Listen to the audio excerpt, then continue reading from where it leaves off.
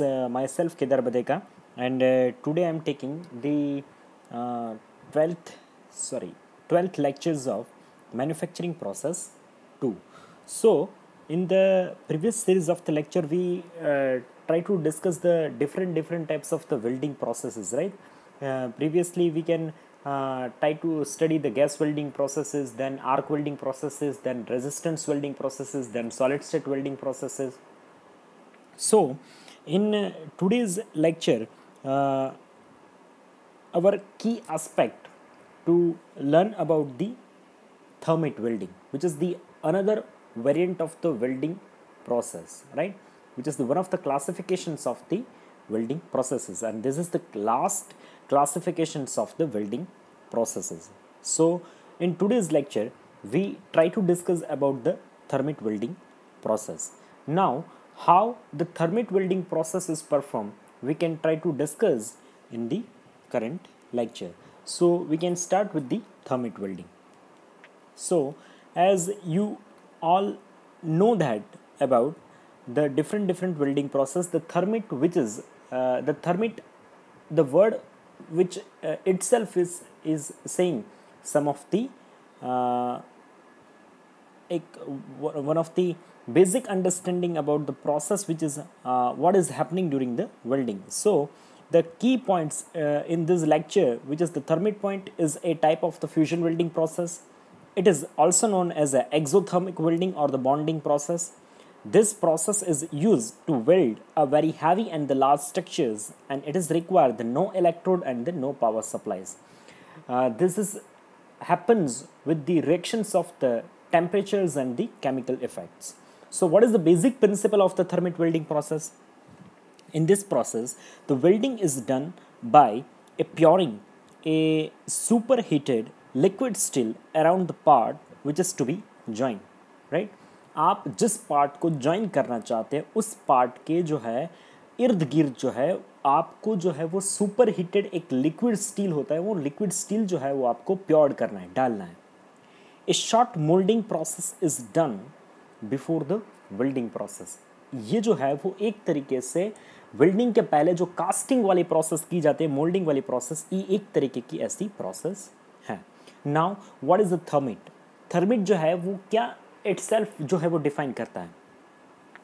It is a mixture of a fine aluminum powder and iron oxide that is produced a very high temperature on combustion, which is used in the welding for incendiary bombs, right? ये जो है ये fine aluminium oxide powder और fine जो है वो ion oxide particle, दोनों को जो है वो एक हाई टेम्परेचर ऊपर रिएक्शन करवा के जो है यहाँ पे जो है वेल्डिंग जो है वो किया जाता है. इसलिए यहाँ पे दो चीज़ एक साथ हो रही है. एक तो आपका जो है वो एक थर्मल प्रोसेस भी साथ में हो रहा है, और एक तरीके से केमिकल रिएक्शन होके ये जो प्रोसेस है उसमें केमिकल प्लस थर्मल और दोनों के रिएक्शन से जो है वो एक बॉम्ब ब्लास्टिंग जैसी प्रोसेस होके वहाँ पे बॉन्डिंग क्रिएट होता है. The thermit reaction which is involve aluminum is, which is called as a Goldschmidt aluminothermic reactions, which is usually these reactions is triggered by burning the magnesium ribbon in the presence of the barium peroxides. So what is the composition?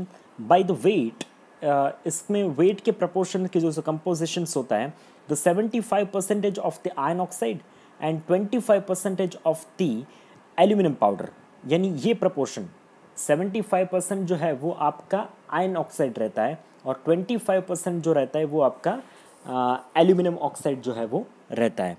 ये fine aluminium powder and iron powder which have a ratio which is the 1:3 by the weight, इसका जो ratio रहता है वो 1:3 का ratio रह के उनको मिक्स किया जाता है. We can use the copper and the chromium instead of the aluminium. यहाँ पे आप एल्यूमिनियम की जगह जो है वो कॉपर और क्रोमियम भी यूज़ कर सकते हो, right? Now how it is working? The end of the part which is to be join, जिस पार्ट का एंड आपको जॉइंट करना है, are kept which is parallel to them with a uniform gap between them. जिस दो and को आपको join करना है उसको उसके बीच जो है वो एक यूनिफॉर्म गैप रख के जो है आपको दोनों को उसको सेटल्ड करना है, वहाँ पे आपको रखना है जिस दो पार्ट को आपको ज्वाइंट करना है। That gap is filled with wax which is become as a pattern. वो जो गैप है ना उसमें आपको वैक्स यानी जो मोम होता है ना वो मिम आपको वहाँ पे अंदर फिक्स कर देना है, which is working as a one type of the patterns. So the moulding sand is ram around the wax pattern. अब उस जो वैक्स पैटर्न है उसके अराउंड जो है आपको मोल्डिंग सैंड चिपका देना है। अब उसके अंदर जो आपको प्योरिंग गेट, हीटिंग गेट और राइजर जो है वो आपको वहाँ पे लगाना है, और जिसके हेल्प से हम इजी तरीके से उसका प्योरिंग कर सकें। अब यहाँ पे आप देख सकते हो कि फिगर के अंदर आपको ये पूरा थर्मिट वेल्डिंग प्रोसेस जो है वो दिख रहा है। ऊपर जो है वो थर्मिट जो है वो एक क्रूसिबल फर्नेस जैसा दिख रहा है, जिसके अंदर जो है वो आपको एल्यूमिनियम और आयन ऑक्साइड के जो पाउडर्स है जो 1:3 प्रपोर्शन में है उसको हीट करके उसको लिक्विड में कन्वर्ट कर दिया है। अब नीचे जो है वो एक प्योरिंग टैप दिया गया है, राइट। अब जिस पार्ट के इर्द गिर्द आपको जो है वो जॉइंट क्रिएट करना है उसको पार्ट को बीच में रख के एक पूरा जो है वैक्स पैटर्न जो है वो हमने डेवलप किया है। अब जैसे आप टैप को ओपन करोगे तो उसमें से जो लिक्विड जो है जो आयन और एल्यूमिनियम का वो मिक्स होके नीचे जो है वो रिएक्ट करेगा। अब वो रिएक्ट करता करता वैक्स पैटर्न के साथ जो अपना जो पार्ट है ना वो पार्ट के इर्द गिर्द जो है वो पूरा जॉइंट हो जाएगा। अब जैसे वो जॉइंट होना स्टार्ट करेगा तो उस तरीके से उसके साथ साथ हम लोग क्या करेंगे, टॉर्च से जो है वो एक तरीके से बार से जो है वो हीट अप्लाई करेंगे मोल्ड के ऊपर से, यानी वो पूरा थर्मल और केमिकल दोनों रिएक्शन एक साथ होके वहाँ पे जैसे ही वो ठंडा होता जाएगा तो वहाँ पे रिएक्शंस होके जो है वो वहाँ पे जॉइंट क्रिएट हो जाएगा। तो joint which is to be welded are preheated by the flame, ये आपको मैंने अभी बताया, which is the external source due to the preheat of the wax which is melt and goes out. अब उसकी वजह से क्या होगा, हम लोग टॉर्च से जो हीटिंग करेंगे ना वो हीटिंग की वजह से जो वैक्स का जो पैटर्न है वो एक तरीके से अबव द टेम्परेचर जाके एक तरीके से मेल्ट होके वो एक बार थोड़े टाइम के बाद वो जो है वो मेल्ट आउट होके निकल जाएगा। अब बचेगा कौन, तो आपका जो है वो आयन ऑक्साइड और एल्यूमिनियम ऑक्साइड का जो है वो लिक्विड, और जो आपको जिस पार्ट के अराउंड आपको वो जॉइंट करना तो वो बचेंगे। तो वो अब ठंडे हो जाने के बाद जो है वहाँ पे जॉइंट क्रिएट हो जाएगा। After the melting of the wax the weld joints are preheated due to the flames, then the heating stops and the heating gate is to be closed. Now preparations of the thermits. The mixture of the aluminum oxide and iron oxide is placed in a crucible. Crucible furnace के अंदर उसको रखना है। The barium peroxide is added to the crucible. A barium peroxide is arised by the reversible reactions of the oxygen with the barium oxides. The peroxide is formed around the 500 degrees Celsius and the oxygen is released above the 820 degree Celsius. अब ये barium peroxide जो है वो कैसे release होता है, तो वो जो ऑक्सीजन और आपका जो बैरियम ऑक्साइड है वो दोनों का रिएक्शंस होके 500 डिग्री सेल्सियस के ऊपर दोनों का रिएक्शंस होके अब ऑक्सीजन जो है वो 820 डिग्री के ऊपर जो है वो रिलीज हो जाएगा, राइट। फिर बचेगा आपका बैरियम, वो जो है वो ऑक्साइड में से पेरोक्साइड के अंदर कन्वर्ट हो जाएगा।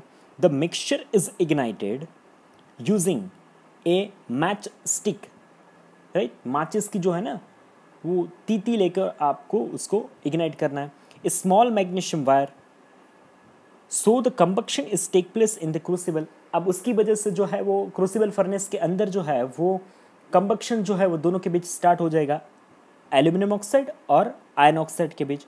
Due to the combustions a thermite mixture which is become as a superheated liquid within the maximum time of the 30 seconds। अब 30 सेकेंड के टाइम के बाद जो है वो सुपर हीटेड लिक्विड के अंदर जो है वो कन्वर्ट होने में स्टार्ट होने लगेगा एक दोनों के बीच कंबक्शन होने की वजह से। So that super heated liquid which is pouring metal, जो है वो एक तरीके से प्योर मेटल है, राइट वो प्योर हो चुका है, एक तरीके से लिक्विड में कन्वर्ट हो चुका है, which have a temperature of 2500 to 3000 degree Celsius. उसका टेम्परेचर जो रेंज रहता है उस प्योरिंग मेटल का, लिक्विड मेटल का, वो नॉर्मली 2500 से 3000 डिग्री सेल्सियस रहता है। The reductions of ferric oxide by aluminium is highly exothermic. यहाँ पे जो रिडक्शंस होता है फेरिक ऑक्साइड का, which is due to the aluminium which is the highly exothermic, and therefore the iron is form will be in the molten state. अब उसके अंदर उसकी वजह से जो है वो एक आयन जो है वहाँ पे फॉर्म होना स्टार्ट हो जाएगा, राइट मोल्टन स्टेट के अंदर। The aluminium is chosen as a metal since it has a strong affinity toward the oxygen and its oxides। Aluminium यहाँ पे इस वजह से जो है वो लिया गया है क्योंकि एल्यूमिनियम के जो है वो एक स्ट्रॉन्ग रिएक्शंस रहता है ऑक्सीजन के साथ और ऑक्साइड फॉर्म करने के लिए अंदर, इसलिए जो एल्यूमिनियम ऑक्साइड जो है वो हाईली एक्सोथर्मिक कंपाउंड रहता है, राइट। आप ये रिएक्शंस देख सकते हैं, राइट। जैसे आयन जो है वो ऑक्सीजन के साथ मिलके एल्यूमिनियम के साथ जैसे रिएक्ट करेंगे तो रिजल्ट क्या होगा कि एल्यूमिनियम आयन ऑक्साइड जो है वो रिजल्ट करेगा due to the process of the combustion of the heat.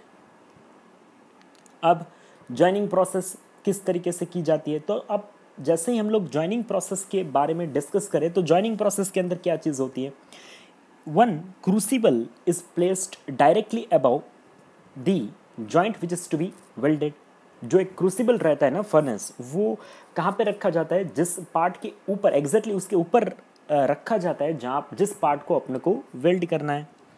After the pre heating of the joints, जैसे ही आपका जॉइंट जो है वो एक बेसिकली प्री हीट हो जाएगा, राइट।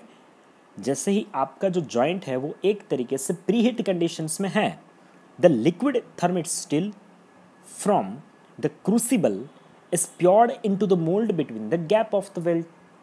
अब जैसे ही आपका जॉइंट जो है प्री हीट जो है एक तरीके से हो जाएगा, उसके बाद जो आपका लिक्विड थर्मिट स्टील रहता है ना, वो आपको क्रूसिबल फर्नेस से जो है वो आपको प्योर करना जो है वो स्टार्ट कर देना है, राइट। कहाँ पे स्टार्ट करना है, मोल्ड के ऊपर स्टार्ट करना है, जिसकी वजह से जो जहाँ पे जो गैप है वेल्ड के अंदर वहाँ पे वो जो है वो प्योर करना स्टार्ट हो जाएगा। The molten metal which is solidified and the weld is to be completed. अब जैसे वो मोल्टन मेटल जो है वो प्योर होके आपको जहाँ पे जॉइंट क्रिएट करना है वहाँ पे जो है वो जैसे वो प्योर हो जाएगा तो धीरे धीरे वो सॉलिडिफाइड होता जाएगा, और जैसे जैसे वो सॉलिडिफाइड होता जाएगा एक तरीके से जो वहाँ पे जो है वो वेल्ड जो है वो क्रिएट हो जाता है, राइट। वहाँ पे जो है वो वेल्ड जो है वो क्रिएट होने लगता है। अब आप देखिएगा कि मैं ये चीज़ आपको फिगर में भी आप समझ सकते हैं कि जो सपोज़ कि आपका जो है वो एक सेक्शंस जो है एक स्क्वायर सेक्शंस आपको वहाँ पे दिख रहा है। अब वो स्क्वायर सेक्शन की इर्द गिर्द जो है वो आपको जॉइंट क्रिएट करना है, तो आप देख लीजिए एक क्रूसिबल आपको दिख रहा है, फर्नेस जैसे दिख रहा है, जिसके अंदर मेल्टिंग हुआ है एल्यूमिनियम ऑक्साइड और आयरन ऑक्साइड का। जैसे उसके नीचे जो है वो एक टैपिंग है, वो टैपिंग जैसे आप स्टार्ट करोगे तो वहाँ से जो है वो एक्सोथर्मिक रिएक्शंस वाला जो लिक्विड मेटल है वो लिक्विड मेटल वहाँ से प्योर होने स्टार्ट लगेगा। जैसे वो प्योरिंग स्टार्ट होगा तो वो प्योर करता करता करता करता नीचे जो है वो आपके ऑब्जेक्ट के आजू बाजू जो है वो वहाँ पे प्योर होना स्टार्ट हो जाएगा। अब जैसे ही वो धीरे धीरे सॉलिडिफाइड हो जाएगा तो जहाँ पे भी आपको जॉइंट क्रिएट करना है वो आपने केविटी बना के रखिए। बाकी का जो सारा भाग है वो जो हैचेड भाग आपको दिख रहा है ना, वो हैचेड भाग है वो वैक्स पर्स जो है वो वैक्स के ऊपर जो है वो मोल्डिंग सैंड का बनाया हुआ एक मोल्डिंग स्ट्रक्चर है, राइट। बीच की जगह में आपका प्योरिंग होके वहाँ पे वो जैसे सॉलिड होगा तो आपका पार्ट जो है वो क्रिएट हो जाएगा। तो वो एक तरीके से जो है वो एक्सोथर्मिक रिएक्शंस हैं। साथ में हम लोग क्या कर रहे हैं कि साथ में अब ये तो केमिकल रिएक्शंस तो दोनों के बीच हो ही रहा है, राइट। अब उसके साथ में जो अपना वैक्स है, वैक्स का जो स्ट्रक्चर है जिसके ऊपर मोल्डिंग सैंड लगा है, उसके ऊपर से बाहर से हम लोग एक टॉर्च की वजह से टॉर्च से हेल्प लेके, जैसे अपना गैस वेल्डिंग टॉर्च हो गया, उस गैस वेल्डिंग टॉर्च का हेल्प लेके हम लोग क्या कर रहे हैं, उसको बाहर से जो है वो हीट अप्लाई कर रहे हैं। तो उस हीट की वजह से क्या चलेगा कि आपका जो वैक्स है वो धीरे धीरे जो है वो मेल्ट होने स्टार्ट लगेगा, और जैसे अंदर जो है वो मेटल जो है वो सॉलिडिफाइड हो चुके हैं, वो मेटल जो है वो सॉलिड होके आपको मेल्ट को जो है वो लूज़ कर देगी, वहाँ से हटा देगी, और वहाँ पे जॉइंट जो है वो क्रिएट हो जाएगा। अब इस चीज़ का जो है वो एप्लीकेशन कहाँ पे होती है? अब एप्लीकेशंस की बात करें तो एप्लीकेशन आई थिंक आप सभी को ये चीज़ आई होप कि आपको समझ में आ गई होगी कि मैं इस चीज़ से क्या कहना चाहता हूँ, राइट? डिफ़िकल्ट नहीं है, पर आप देख लीजिए यहाँ पे जो बेस्ट इम्पोर्टेंट थिंग है ना, ये टॉपिक समझने के लिए जो बेसिक एस्पेक्ट है, ये टॉपिक के अंदर का जो एस्पेक्ट है, ये बाकी की सारी आप प्रोसेस देख लीजिए। किसी भी प्रोसेस के अंदर नॉर्मली जो वेल्डिंग का डेफिनेशंस होता है, वो डेफिनेशन क्या चीज़ हमें बोलता है कि वेल्डिंग जो है वो सिमिलर या डिसिमिलर मेटल के बीच होता है, और एप्लीकेशन वाइज क्या चीज़ होती है कि आप या तो जो है वो दो पीसेस ऑफ मेटल को with the applications of heat और without the applications of heat, with the applications of the pressures without the applications of pressures को यूज़ करके वहाँ पे जॉइंट क्रिएट कर सकते हैं। अब ये जो प्रोसेस है थर्मिट वेल्डिंग प्रोसेस, वो थर्मिट वेल्डिंग प्रोसेस बाकी की प्रोसेस से काफ़ी अलग है। आप समझ रहे हो ना? क्योंकि यहाँ पे जो है वो हीट वाला रिएक्शंस को आप तो दिखेगा, क्योंकि वो तो थर्मल, उसका नाम ही है थर्मिट, राइट? Thermit, right? जो थर्मल है वो थर्मल तो है ही, वहाँ पे हीट तो है एप्लीकेशंस का, पर इसके साथ जो है वो एक तरीके से ये थर्मिट वेल्डिंग जो है ना, वो थर्मिट वेल्डिंग हम इस तरीके से it is a combination of the comb of the welding and the casting process, right? आपको ये चीज़ आप लोग साथ में कास्टिंग भी पढ़ रहे हो, तो कास्टिंग का भी आपको फंडामेंटल्स तो अभी पता ही होगा कि किस तरीके से ये चीज़ हो जाती है, राइट? तो ये चीज़ मैं आपको समझाने की कोशिश कर रहा हूँ कि ये थर्मिट वेल्डिंग है, इसके साथ इसका जो कोर है ना, कोर चीज़ क्या है? The core cheese is the reactions between the aluminium oxide and ion oxide. अब जैसे ही एल्यूमिनियम जो है वो ऑक्सीजन के साथ रिएक्ट करेगा तो वो एल्यूमिनाइड्स क्रिएट करेगा, और वो एल्यूमिनाइड जो है वो यहाँ पे बॉन्ड क्रिएट करने के लिए सबसे बड़ा रोल जो है वो प्ले कर रहे हैं,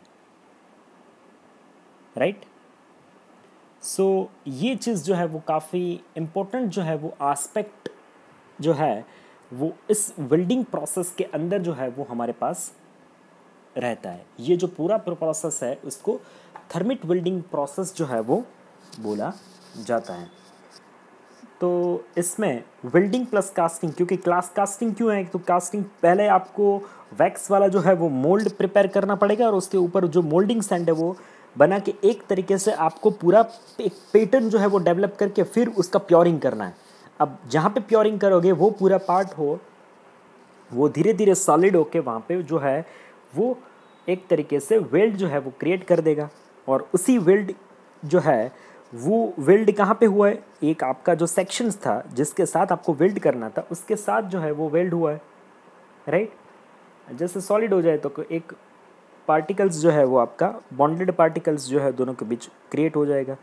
तो ये जो तो पूरा प्रोसेस था वो थर्मिट वेल्डिंग प्रोसेस था। अब इसकी अगर एप्लीकेशन की बात करें तो एप्लीकेशंस के अंदर बात करें तो this process is used to weld a very large work like joining of the rails, pipes, broken teeth of the gears, यानी वो लार्ज जो गियर रहता है ना, लार्ज फ्रेमवर्क्स। जैसे आपके मैं आपको एक एप्लीकेशन बताऊँ कि जैसे शिप बिल्डिंग के अंदर शाफ्ट जो रहता है ना, शाफ्ट उसका डायमीटर जो रहता है वो सपोज 1 मीटर से स्टार्ट होके 2.5 मीटर तक का जो है वो शाफ्ट वहाँ पे रहता है।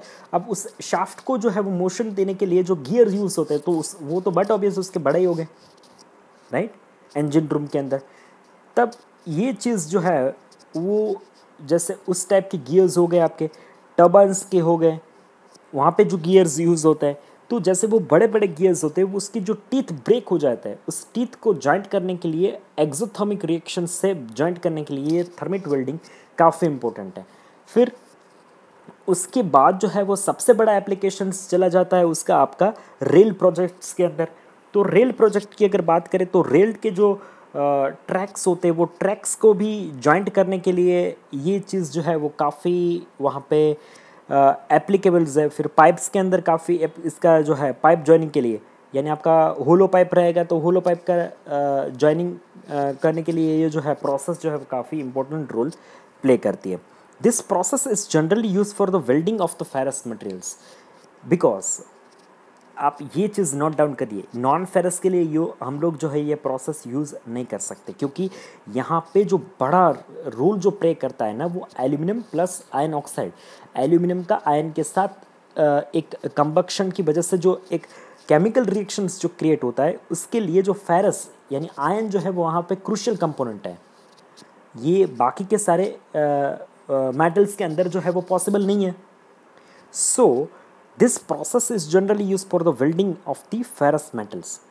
इसको फेरस मेटल जिसके अंदर आयन कंटेंट है उसी के एप्लीकेशन के लिए हम लोग यूज़ कर सकते हैं, और कहीं जगह पे जो है ये इसका एप्लीकेशंस जो है वो फेरस के नॉन फेरस के अंदर इसको एप्लीकेबल नहीं कर सकते। अब इसके एडवांटेजेस की अगर बात करें तो एडवांटेजेस के अंदर क्या एडवांटेजेस और क्या डिसएडवांटेजेस होते हैं, तो एडवांटेजेस की बात करें तो इसके अंदर फर्स्ट एडवांटेजेस आपका रहेगा, it is a very large size structure को अगर आपको जॉइंट करना है तो इजीली जो है उसको हम लोग जॉइंट कर सकते हैं, राइट, क्योंकि दो प्रोसेस को कंबाइन करके यहाँ पे जॉइंट क्रिएट होते हैं तो काफ़ी इजी और एक तरीके से आपको कंफर्टेबल सिचुएशंस के अंदर ये आपको लेके आता है, जिसकी हेल्प से आप वहाँ पे जॉइंट क्रिएट कर सकते हैं।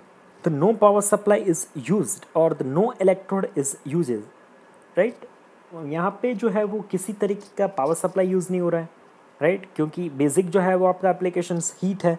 आप थर्मल जो है वो प्रोसेस यूज़ करके जॉइंट क्रिएट कर रहे हैं, यानी पावर सप्लाई आपका बच रहा है यहाँ पे। फिर किसी तरीके से फिलर मेटल जो है वो आप एडिशनली जो है यहाँ पे ऐड नहीं कर रहे हैं, डिपोजिशन रेट जो है उसको इंक्रीज़ करने के लिए। तो साथ में ये भी एक चीज़ जो है वो बड़ा रोल जो है वो प्ले करती है कि आपका जो है वो ये प्रोसेस जो है वो पूरा प्रोसेस ये एक तरीके से कंपैरेटिवली काफ़ी जो है वो एक बार इनिशियल इन्वेस्टमेंट रहता है आपका, राइट, पर इसके बाद जो है वो आपको अगर थर्मिट वेल्डिंग जो है वो एप्लीकेशंस में लेना है तो आप उसको एप्लीकेशंस में लेके काफ़ी ज़्यादा इसमें इन्वेस्टमेंट लगता नहीं है, क्योंकि पावर सप्लाई भी नहीं है और इसके साथ इसका जो एडिशनल फिलर जो है वो भी इस प्रोसेस के अंदर हम लोग यूज़ नहीं कर रहे हैं, राइट। अब नेक्स्ट जो डिसएडवांटेजेस की अगर हम लोग बात करें तो डिसएडवांटेजेस के अंदर एक चीज़ ये आ सकती है कि इसके अंदर जो है वो एक तरीके से स्किल्ड लेबर है ना वो रिक्वायर्ड रहते हैं, यानी इसके अंदर दो इम्पोर्टेंट आस्पेक्ट है, एक तो क्रूसिबल फर्नेस में के अंदर जो है वो कंबक्शन क्रिएट करना और किस तरीके से एग्जैक्टली प्योरिंग करना, यानी इस प्रोसेस के अंदर जो है वो सबसे बड़ा रोल जो है वो स्किल ये दो प्रोसेस के अंदर जो है वो रिक्वायर्ड चाहिए, क्योंकि एग्जैक्ट जो है वो थर्मल और केमिकल रिएक्शंस अगर नहीं क्रिएट होगा तो फिर इसके अंदर जो है वो वेल्डिंग डिफेक्ट होने के चांसेस जो है, जैसे क्योंकि ये इस प्रोसेस में आप देख लीजिए, बेसिकली आप समझिए कि हम लोग एक तरीके से लिक्विड मेटल को प्योर करके सॉलिड करके जॉइंट जो है वो क्रिएट कर रहे हैं, राइट। तो अगर एक तरीके से प्रॉपर तरीके से इसका प्योरिंग नहीं हो रहा है, अगर बीच में कोई एटमॉस्फेरिक बबल्स जो है वो क्रिएट हो जाते हैं तो फिर वो आपके जॉइंट के अंदर जो है वो पोरोसिटी लाइक्स जो डिफेक्ट्स रहते हैं ना वो डिफेक्ट जो है वो क्रिएट कर सकते हैं, और वो जो है वो एक तरीके से आप इस प्रोसेस जो है उससे एक तरीके से बड़ा जो है वो रीवर्क जो है वो क्रिएट करवा सकता है, यानी ये आपका एक बड़ा जो है वो डिसएडवांटेजेस हम इस प्रोसेस में बोल सकते हैं, राइट। दूसरा अगर डिसएडवांटेजेस की बात करें तो दूसरा डिसएडवांटेजेस जो है that is a long process. ये एक चीज़ है जो डिसएडवांटेजेस के अंदर आ सकती है कि आप देखिए कि ये प्रोसेस हो, पहले इस प्रोसेस के अंदर आपको एक्सोथर्मिक रिएक्शंस क्रिएट करना पड़ता है, जैसे आपको एल्यूमिनियम ऑक्साइड और आयरन ऑक्साइड को एक तरीके से टेम्परेचर के ऊपर हीट करके जो है वो आपको रिएक्शंस जो है वो क्रिएट करवा के फिर उसका जो है पूरा कंबक्शन करना है, फिर उसका प्योरिंग प्रोसेस करना है, फिर प्योरिंग हो जाएगा, फिर आपको टॉर्च की मदद से हीट करना है, फिर आपको वैक्स को जो है वो मेल्ट करवाना है, फिर उसको क्लीन करना पड़ेगा क्योंकि काफ़ी सारी सैंड्स वगैरह जो है वो आपके जॉइंट्स के ऊपर जो है वो चिपकी रह सकती है, उसको बर्न करके फिर वॉश आउट करना पड़ेगा। तो ये कंपेरेटिवली प्रोसेस वाइज की अगर मैं बात करूँ तो प्रोसेस वाइज जो है ना वो काफ़ी लंबा प्रोसेस है, राइट। अगर इस प्रोसेस के अंदर एक स्किल और काफ़ी, अगर आपको बल्क में प्रोडक्शंस करने हैं छोटे छोटे पार्ट्स को, तो फिर ये प्रोसेस जो है वो काफ़ी आपके लिए सूटेबल प्रोसेस नहीं हो सकती, राइट। क्योंकि अगर लार्ज प्रोडक्शंस की अगर बात करें तो लार्ज प्रोडक्शन में ऐसा कोई प्रोसेस चाहिए जो आपको बल्क प्रोडक्शंस में हेल्प करे, क्विक रिएक्शंस दे, राइट। तो इसकी वजह जो है ये प्रोसेस जो है वो काफ़ी कंफर्टेबल रहता है। लार्ज और जो आपके बल्कि कंपोनेंट्स रहते हैं वो बल्कि कंपोनेंट्स के अंदर जो है वो काफ़ी ये आपको हेल्प कर सकता है, right, which is due to the long lasting process steps. और तीसरा जो है वो आपको बता सकता हूँ मैं, ये इसका disadvantage which is the only applicable for the ferrous, ये नॉन फेरस मेटल्स के लिए जो है वो हम लोग यूज़ नहीं कर सकते, ये इसका एक तरीके से डिसएडवांटेज ही क्रिएट होता है। तो ये जो पूरा प्रोसेस था वो पूरा थर्मिट वेल्डिंग प्रोसेस था जो आज हमने डिस्कस करने की कोशिश की है। आई थिंक आप लोग को ये चीज़ समझ में आ गई होगी। मैंने आपको फिगर के साथ भी एक्सप्लेन करने की कोशिश की है ताकि आप आसानी से ये चीज़ समझ सकते हैं, राइट। अगर फिर भी किसी को कोई भी डाउट है प्रोसेस के अंदर, थर्मिट वेल्डिंग प्रोसेस के अंदर, तो फिर मैं आप कमेंट सेक्शन में मुझे क्वेश्चन पूछ सकते हैं। मैं आपको कमेंट को नेक्स्ट लेक्चर के अंदर ही आपको सॉल्व करने की कोशिश करूँगा, या फिर आप मुझे पर्सनल मैसेज भी कर सकते हैं। और इस प्रोसेस के साथ, यानी अब सारी वेल्डिंग प्रोसेस, ये जो आपका चैप्टर नंबर 3 चल रहा है ना, मेटल जॉइनिंग प्रोसेस, इसके अंदर जो सारी हमने पहले ब्रेजिंग प्रोसेस को डिस्कस किया था, फिर सोल्डरिंग को किया था, फिर वेल्डिंग प्रोसेस को स्टार्ट किया, राइट। अब वेल्डिंग के अंदर पहले हमने गैस वेल्डिंग प्रोसेसेस देखी, जैसे ऑक्सी एसिटिलीन देखी, फिर आर्क वेल्डिंग प्रोसेसेस, फिर रेजिस्टेंस वेल्डिंग प्रोसेसेस, फिर सॉलिड स्टेट वेल्डिंग प्रोसेसेस, और आज हमने जो लास्ट इसका क्लासिफिकेशन था थर्मिट वेल्डिंग प्रोसेस उसको डिस्कस किया। अब नेक्स्ट टॉपिक जो रहेगा वो वेल्डिंग डिफेक्ट के बारे में रहेगा, और फिर इसके एप्लीकेशंस, यानी 2 लेक्चर है। अब इसके आगे जो है मुझे चाहिए, ये आपका 3rd चैप्टर है वो 2 लेक्चर के अंदर जो है वो ऑलमोस्ट कंप्लीट हो जाएगा, राइट। सो ये जो था पूरा थर्मिट वेल्डिंग के बारे में था। आपको ये लेक्चर देख के आपको अपना एनरोलमेंट नंबर जो है वहाँ पे लिखना है। सो अगर फिर भी डाउट है तो आप मुझे पूछ सकते हैं। Thank you so much for watching this video.